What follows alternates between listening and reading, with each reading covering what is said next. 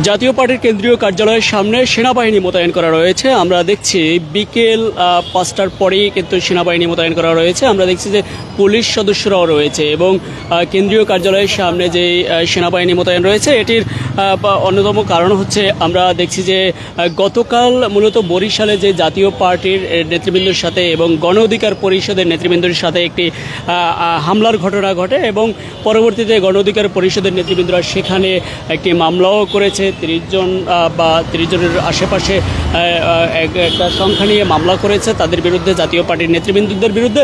পরবর্তীতে আজ গণ অধিকার পরিষদ অর্থাৎ বিপি নূরের দল তারা মূলত আজকে একটি বিক্ষোভ মিছিল করেছে এবং বিক্ষোভ মিছিলে তারা তাদের গণ অধিকার পরিষদের যেই মূলত গণ অধিকার পরিষদের যেই কেন্দ্রীয় কার্যালয়টি রয়েছে সেই কার্যালয়ের সামনে একটি বিক্ষোভ মিছিলের মাধ্যমে আওয়ামী লীগের দোসর হিসেবে আখ্যায়িত করে জাতীয় পার্টির যে চেয়ারম্যান রয়েছে তাকে গ্রেপ্তারের দাবি জানিয়েছে। পাশাপাশি এই জাতীয় পার্টির সকল কার্যক্রম নিষিদ্ধ সহ দলকে নিষিদ্ধ করার আহ্বান জানিয়েছে বা এরকমটা কিন্তু গণ অধিকার পরিষদের সাধারণ সম্পাদক রাশেদ তিনি কিন্তু বলেছেন। এবং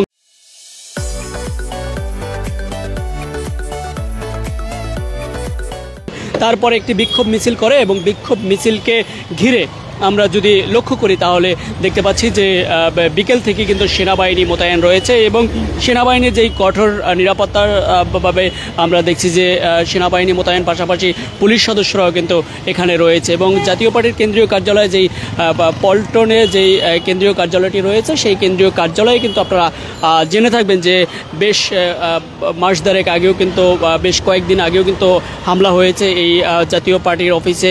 আওয়ামী লীগ পতনের পরেও আমরা দেখেছি যে ভাঙচুরের ঘটনা ঘটেছে। তবে এখন থেকে পুরো সেনাবাহিনী চেষ্টা করছে যে যাতে কোনো রকম মব জাস্টিস না হয়, সে কারণে মূলত স্পষ্টভাবে কিন্তু তারা এই বার্তাটি দিয়ে যাচ্ছে যাতে দেশে পরিস্থিতি ঘোলাটে না হয়। সে কারণে মূলত সেনাবাহিনী যেই কোনো পরিস্থিতিতে আমরা দেখছি যে মোতায়েন রয়েছে এবং এখানে আশঙ্কা থেকে মূলত যেহেতু একটি বিক্ষোভ মিছিল হয়েছে জাতীয় পার্টির কেন্দ্রীয় কার্যালয়ে এবং পাশাপাশি যেই বিক্ষোভ মিছিলটি হয়েছে এবং পাশাপাশি গণ অধিকারের গতকালকেও যেই ঘটনা ঘটেছে যে জাতীয় পার্টির নেতৃবৃন্দদের সাথে, সেই ঘটনাকে কেন্দ্র করে মোটামুটি একটা যাতে ঘোলাটে পরিবেশ না হয় সে কারণে সতর্ক অবস্থানে আইনশৃঙ্খলা বাহিনীর সদস্যরা, সেনাবাহিনী এবং পুলিশ সদস্যরা আমরা দেখতে পাচ্ছি যে এখানে কেন্দ্রীয় কার্যালয়ের সামনে বিকেল 5টা নাগাদ আমরা দেখছি যে এখানে আসা শুরু করছে এবং এখন পর্যন্ত তারা অবস্থান নিয়ে সতর্ক অবস্থানে আছে।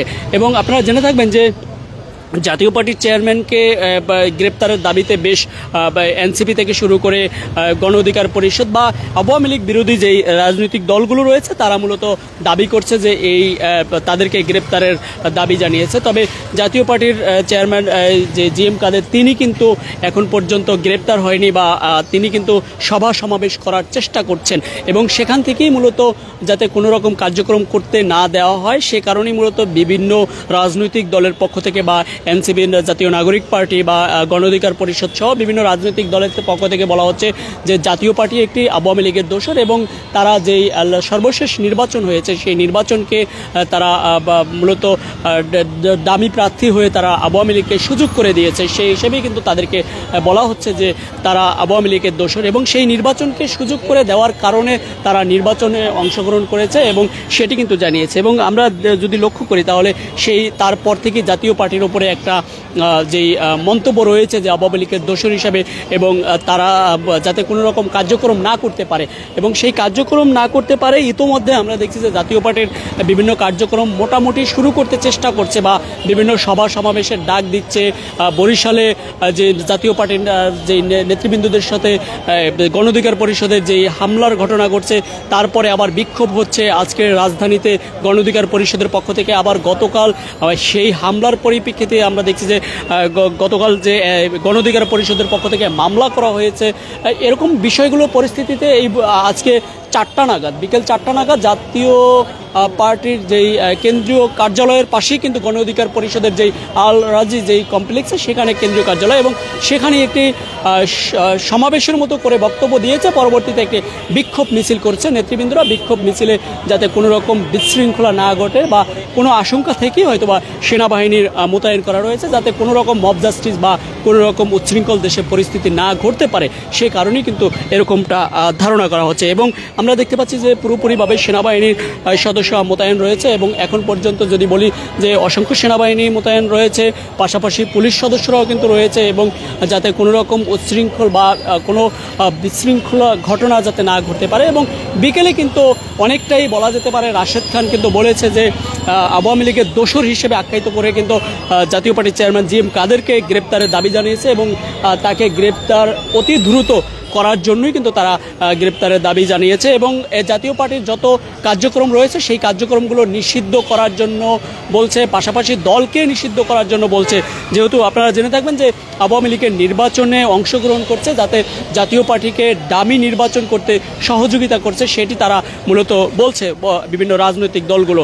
এবং তারপর থেকেই আওয়ামী লীগের সকল কার্যক্রম নিষিদ্ধের পরে কিন্তু জাতীয় পার্টির কার্যক্রম নিষিদ্ধের দাবি উঠছে। অন্যদিকে জাতীয় পার্টির দলকেও নিষিদ্ধ করার জন্য বলছে, জিএম কাদেরকেও কিন্তু এই আইনের আওতায় অর্থাৎ যে গ্রেপ্তারের দাবি কিন্তু জানাচ্ছে। অন্যদিকে গতকাল যেটি হচ্ছে যে বরিশালের হামলা এবং রংপুরেও বেশ জাতীয় পার্টির বিভিন্ন কার্যক্রম সব মিলিয়ে কিন্তু জাতীয় পার্টির বেশ কিছুটা কার্যক্রম চালানোর চেষ্টা করছে। আর অন্যদিকে বিরোধী দলগুলো অর্থাৎ যেই আওয়ামী লীগ বিরোধী যেই দলগুলো রয়েছে তারা জাতীয় পার্টিকে আওয়ামী লীগের অংশ হিসেবে দেখছে এবং তারা বলছে যে যাতে কোনো রকম কার্যক্রম না করতে পারে সেই জন্যই কিন্তু তারা বিক্ষোভ মিছিল সহ বিভিন্ন সভা সমাবেশ দিয়ে যাচ্ছে এবং জাতীয় পার্টিকে তারা নিষিদ্ধের দাবি জানাচ্ছে। আর জাতীয় পার্টির যেই কেন্দ্রীয় কার্যালয় রয়েছে সেই কার্যালয়ে যাতে আবার কোনো হামলা না ঘটে সেই কারণেই মূলত সেনাবাহিনী বা পুলিশ সদস্যরা মোতায়েন রয়েছে। এবং সেনাবাহিনীর পক্ষ থেকে আমরা দেখছি ইদানিং যেই ব্যাপারটা উঠে এসেছে, আমরা দেখছি যে মব জাস্টিস যাতে দেশের মধ্যে না হয় সে কারণেই মূলত সেনাবাহিনী চেষ্টা করছে যাতে দেশের মধ্যে উচ্ছৃঙ্খল বা বিশৃঙ্খলা কোনো ঘটনা, আইন পরিপন্থী কোনো ঘটনা যাতে না ঘটতে পারে সে কারণে সেনাবাহিনী তৎপরতা আমরা দেখেছি, বেশ কিছুই সেনাবাহিনীর তৎপরতা আমরা দেখেছি। এবং যে কোনো জায়গায় আগে যদিও দেখা যেত না এবং 5ই আগস্টের পরে সেনাবাহিনীর বেশ কিছুটা তৎপরতা রয়েছে। অন্যদিকে কারণ পুলিশের প্রতি 5ই আগস্টের পরে একটা যেই ইফেক্ট পড়েছে, যেটা বলা যেতে পারে যে আওয়ামী লীগের পুলিশ সদস্যরা ছিল যে একেবারে নির্দেশদাতা হিসেবে আওয়ামী লীগের নির্দেশনায় কাজ করতো, সেই হিসেবে কিন্তু পুলিশের উপরে অনেকটা আস্থা কমে গিয়ে কিন্তু পরবর্তী সেনাবাহিনীর উপরে যেই আস্থা আনার চেষ্টা করছে বা মানুষ জনগণ আস্থা রেখেছিল, সেই তারপরে কিন্তু সেনাবাহিনীকে মাঠে বা বিভিন্ন কার্যক্রমে আমরা দেখতে পাচ্ছি। এবং এই মুহূর্তে আপনারা যদি লক্ষ্য করেন তাহলে দেখতে পাচ্ছেন যে সরাসরি ইত্তেফাক ফেসবুক পেজ এবং ইত্তেফাক ইউটিউব থেকে সরাসরি লাইভের মাধ্যমে আমরা দেখানোর চেষ্টা করছি। সঙ্গে ছিলাম আমি ইলিয়াস আহমেদ। একটু আপনাদেরকে সর্বশেষ আরেকটু জানিয়ে রাখতে চাই, সেটি হচ্ছে যে আজকে বিকাল নাগাদ জাতীয় পার্টির যেই কার্যালয় এবং গণ অধিকার পরিষদের কার্যালয় পাশাপাশি হওয়ার কারণে মূলত আজকে গণ অধিকার পরিষদ একটি কর্মসূচি দেয়। সেই কর্মসূচি হচ্ছে গতকাল গণ অধিকার পরিষদের নেতৃবৃন্দকে বরিশালে জাতীয় পার্টির যেই নেতৃবৃন্দরা রয়েছে তারা বরিশালে হামলা করেছে। পরবর্তীতে তারা মূলত হামলার পরে মামলা করেছে বা তারপরে রাজধানীতে আজকে একটা কর্মসূচি দিয়েছে। সেই কর্মসূচিতে জাতীয় পার্টিকে নিষিদ্ধ বা কার্যক্রম নিষিদ্ধ, জাতীয় পার্টির চেয়ারম্যান জিএম কাদেরকে গ্রেপ্তারের দাবি সহ তারা একটি বিক্ষোভ মিছিল করেছে এবং সেই বিক্ষোভ মিছিলকে ঘিরে যাতে কোনো রকম আশঙ্কা থেকেই হয়তো সেনাবাহিনী মোতায়েন করা রয়েছে সেটি আমরা দেখতে পাচ্ছি যে কেন্দ্রীয় কার্যালয়ের সামনে।